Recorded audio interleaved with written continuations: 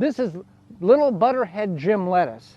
We got 1, 2, 3, 4, 5, 6 plants here, compactly planted. We're going to remove the outer 3 to allow these other ones to grow. You can see how this one is a little less in size because of these other ones here. Easiest way, these take about 60 to 85 days to reach maturity. Each one basically represents one salad or one serving.